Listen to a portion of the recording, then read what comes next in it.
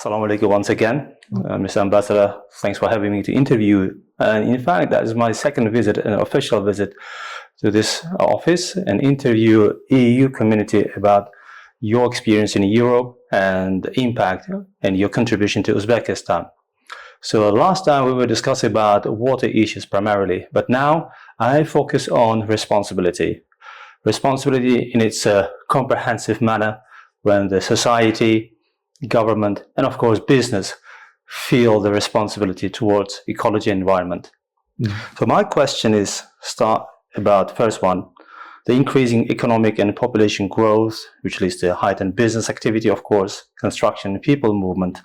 There's a growing pressure on the environment and climate change risks.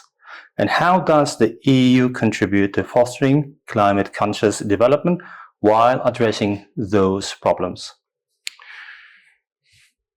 I think the most important thing for any government, whether it is the government of Uzbekistan or government of anywhere, of any country, is to take a holistic approach.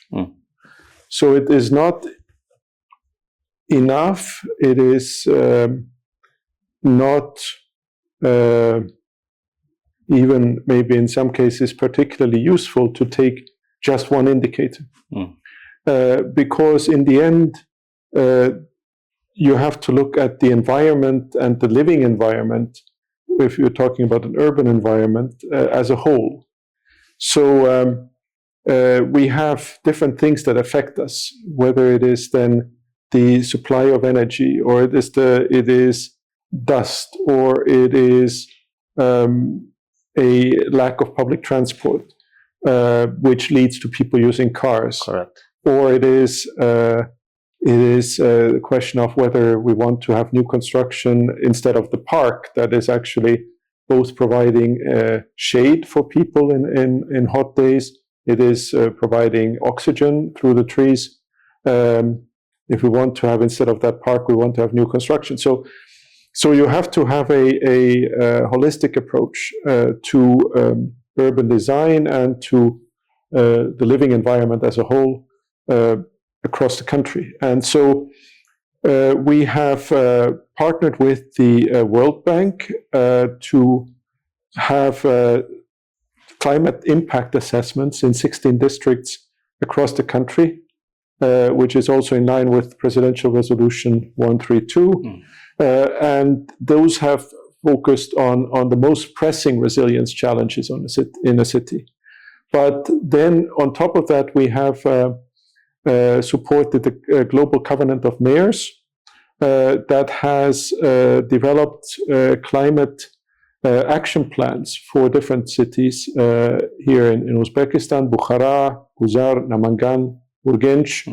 And these have been bigger in the sense that they're focused on buildings, on transport, on how to mitigate the growth that we have here in Uzbekistan, which is good on one hand, but that you have to then make sure that growth, population growth, economic growth, does not impact negatively on the environment. And basically, a finding there was that also you can actually, by having different behavioral patterns, you can do a lot to mitigate the impact of population growth, economic growth that otherwise might have a negative impact on the environment.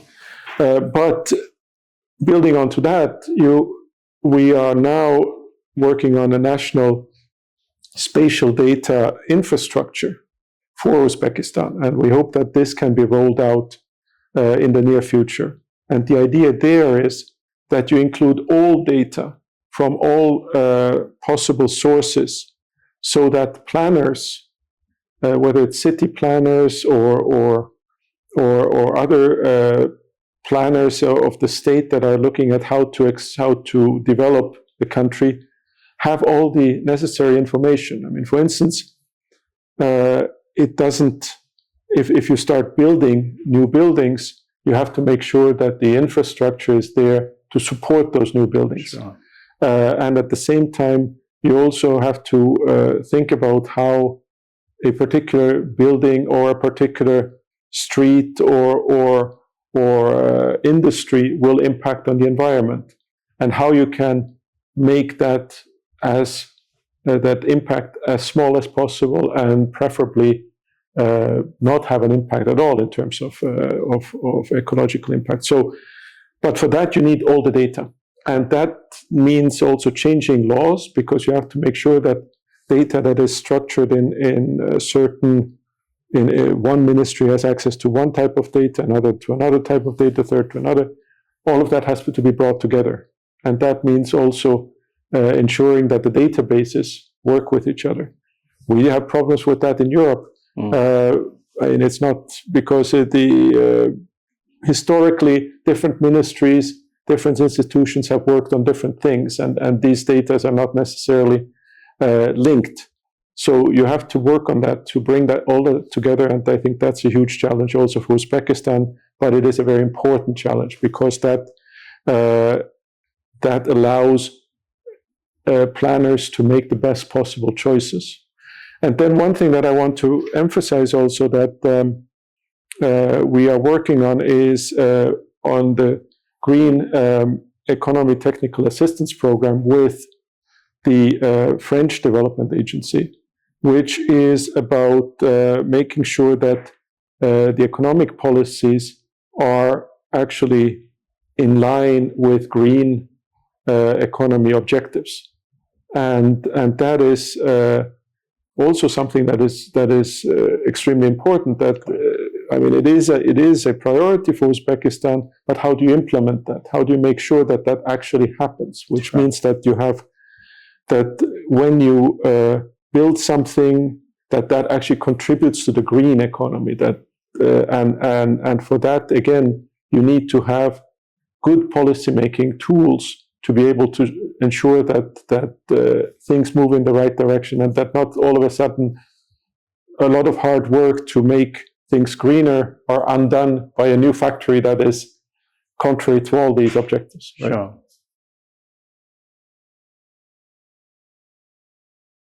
Mr. Ambassador, that's good that you mentioned information. And in fact, the access to essential information is vital for any communities. And how does the European support journalists and media people overall to access to reliable information, including, of course, environmental and climate impacted? Well, I always say that journalists are extremely important partners for policymakers, journalists and civil society as such, because policymakers need to get the kind of feedback that journalists and civil society activists provide, because even the best intentioned policymaker makes mistakes. Sure. The important thing is, as the saying goes, it's not about making mistakes, it's about knowing how to reacting to them and correcting them. Correct. And not if you do something, you make mistakes, but you have to also be willing to admit it and then to rectify them. And there, the journalists, civil society come in and play an extremely important role. That is the case in Europe. That is the case anywhere. So that is why we are very much supportive of both independent journalism and of civil society activism here in Uzbekistan, because we see that as a positive contribution to Uzbekistan's growth. We had a anti-corruption project, which is called Strengthening the National Anti-Corruption Ecosystem in Uzbekistan, which was implemented by UNDP, and where we organized training for journalists to carry out investigative journalism. Again, that's very important for a country to allow journalists freedom to do their work, to report on problems, to identify problems, and then, of course, it is then also for the courts and for the for lawmakers to address these problems.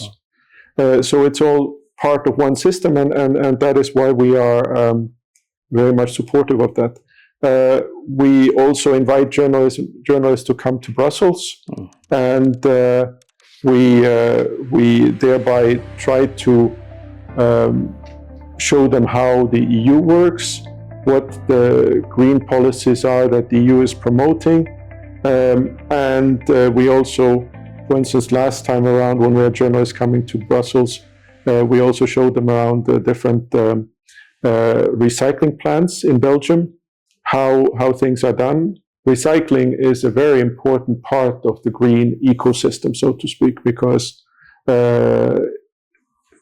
putting things on a garbage dump is not the best way of doing things. It's about reusing all this waste that we are producing.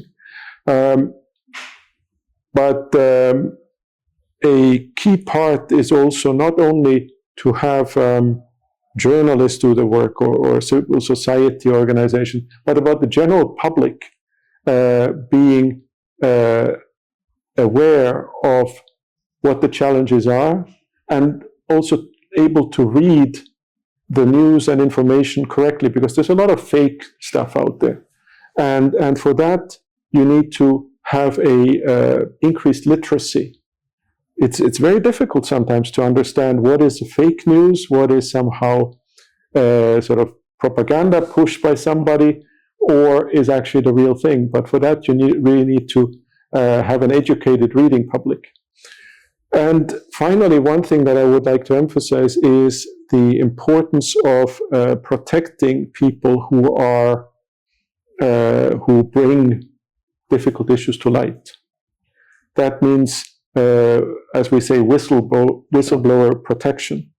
There is a draft law in Uzbekistan since last spring, and we really hope that this will be adopted in the near future, because, again, people have to feel safe in identifying problems, in drawing attention to problems, and they have to know that this is actually something that is something that is rewarded by the state, in the sense that the state recognizes that this is an important contribution to the general development, rather than them being afraid of then retribution, whether it is by an official whose wrongdoings they have identified, or a company that they have drawn attention to. No, it has to be the other way around, that if somebody draws attention to something that is appreciated, and here the whistleblower protection law is a very important element of that. Good. Mr. Ambassador, you talked about the media and some issues related to the protection of those guys, but how about the civil society and its role in doing the reforms that are carrying out in Uzbekistan? The role of EU in this process, what ways does European Union engage with and assist the local NGOs and communities? We, as I've said already previously, civil society organizations, civil society as a whole, is an important partner for lawmakers, for decision makers, and that's that's what we're deeply convinced of. That's how we see civil society organizations in the European Union, and that is also why we are very much interested in supporting civil society development here, because we believe that this is an integral part of the growth of Uzbek society, of the Uzbek nation. They simply help, this feedback loop helps to make better decisions. And so we have allocated 12 million euros between 21 and 27 to support civil society initiatives in Uzbekistan. We are also right now actually launching, or we are in the process of having a call for proposals for eligible organizations where they can apply with their projects. So we also have some regional programs to support and build capacities of CSOs. So this is very much an important area where we work and where we see this as something where we can give a real contribution to, as I say, the growth of the Uzbek nation as a whole. But in the end, and what we can do also is we can provide contacts, we can bring together civil society organizations from the EU and from Uzbekistan, so that people here gain a better knowledge of how civil society organizations operate in the EU, what they do and how they do it, and then they can adapt it to the Uzbek context. But finally, of course, it is also about working with the government, with authorities, to, as I said, emphasize the fact that civil society organizations, independent journalists are important partners for government and for decision makers, and they should be seen as such, they should be treated as such, and they should be promoted as such, because in the end it ends up with better decisions being taken thanks to this kind of feedback loop coming through these organizations. During that first ever EU Central Asia Summit, the spotlight was mainly on water issues, primarily transboundary water issues and other climate adaptation measures. Could you share some examples of how the European Union is helping Uzbekistan to deal with these impacts and how to protect the environment effectively? So indeed, that was a key area of that was being addressed, and it is, of course, a priority for Uzbekistan. It's a priority for anybody or it should be a priority for all policymakers across the world. Here in Uzbekistan, I can identify several areas where we are working. For example, we have a project on the management of hazardous chemicals and pesticides, where we are together with the Ministry of Ecology and the Food and Agriculture Organization of the United Nations, working to look at legacy sites where from the Soviet period there are hazardous pesticides that have to be removed from nature, or where again waste management, which we have talked before about, is something that could be improved, and where agricultural practices, also talking about agricultural practice, making sure that agricultural practices are as eco-friendly as possible. It is, as we know, there's a lot of sort of chemical fertilizers going into the soil that is actually not good for the soil in the end. That's true. And so the end is to eliminate environmental risks to health and that are linked to toxic residues, and helping to move the country towards closer to international conventions on chemicals and waste. So another thing that I can mention is we're working in the Fergana Valley on climate resilient water resources management. And here we have worked together with UNDP and Uzhidromet to promote water resilience, to plan better in several river basins where the stress of water has been high, where there have been mud flows, where there have been flooding, and which has then also led to disputes between upstream and downstream communities. So to make the management of rivers better and more adapted to the challenges of climate change, and to ensuring that again water is being used in a way that does not create conflict, but actually helps address people's needs. Then one thing that we have worked on and that we closed is the remediation of uranium legacy sites. Again from the Soviet era, where uranium was mined and basically there was radioactive contamination, and we have worked together with the EBRD about to fund several sites at Yangiabad in the Tashkent region and at Charkesar in the Namangan region to sort of close those sites, to make sure that those sites are not dangerous for the community, and that whatever is there is contained in a way that is safe. Also, with a view to ensuring that nothing leaks into the groundwater, right?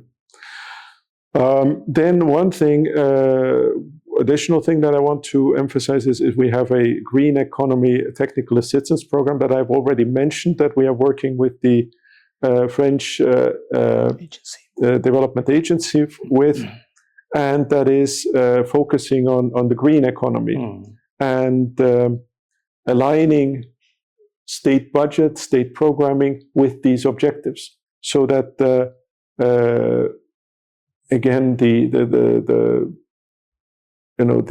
overarching objective of being more green is actually being reflected in all the policy making steps, and that is a really important thing, because in the end, you can have this objective of green economy, but how do you get there? How do you ensure, for instance, that people use less water, less fossil fuels, but not in a way that actually makes people's lives harder? And that is a very tricky thing, because, I mean, for instance, okay, we can increase the price of petrol, and then that will probably lead to people using their cars less. But if that impacts on a person's quality of life, in the sense that maybe she cannot then take her goods to market because she cannot afford the petrol price, well, that's not a solution either. So you have to do it in a smart way that, on the one hand, encourages less use of fossil fuels, in this case, but in a way that is then cognizant of the fact that people have to still go about their daily lives and have to be able to do that, to manage that. And of course, here, public transport, particularly in larger cities, plays a big role. How do you ensure that public transport is not only there but also being used, and how that people use it? And that's also a question of, in the end, of educating people and making them, in Europe nowadays, having big cars and many cars is not a privilege. It's not considered something that you want to really highlight. Actually, lots of people don't have cars anymore. They use public transport, or then they use car sharing when they need to have a car. So, but that requires all this infrastructure that ensure that allows people to do that. So, I mean, all of this has to go together. Then a few more things. I mean, we have a regional program that is called SECA, that is Sustainable Energy Connectivity in Central Asia. And this is about building modern regulatory frameworks, grid integration for solar and wind power, and better connectivity across the region. And this is really also a key issue, because in the end, you can have all these great wind farms, solar farms, but for this you need also the infrastructure to take the energy to the consumer. And one thing more that I want to mention is we have the Central Asia Water and Energy Program that is about the management of the big water basins, the Sir-Darya, Amu Darya River, and how to, again, plan better and ensure that this is the water is being used in the best possible way. And of course, this also feeds into the question of the RLC, which is of course also a huge challenge in general. If I remember, I need to say something more about some international laws and conventions, such as the recently adopted RS Convention by Uzbekistan, and some other documents which are required by the European Union. And for the GSP, there are 27 country members. They demand the GSP Plus. GSP Plus, sorry, yes. GSP Plus will be in line with all the requirements. And how Uzbekistan is benefiting from those areas, and any specific examples that benefits both European community and Uzbek? Well, GSP Plus is a initiative that is actually only available to a very select few countries across the world. There are 8 countries that have access to GSP Plus. And that is something where the EU is granting preferential access to the exports of a particular country to the European market.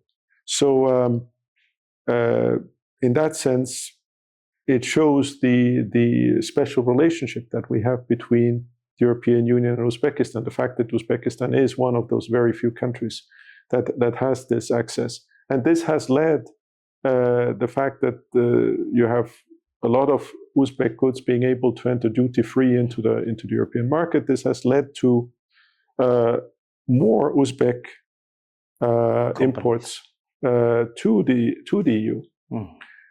So it has worked well for Uzbek producers.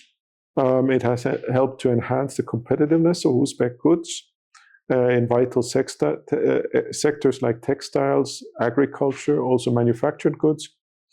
And it has helped to diversify Uzbekistan's export portfolio. So in that regard, it has really served to support the Uzbek economy.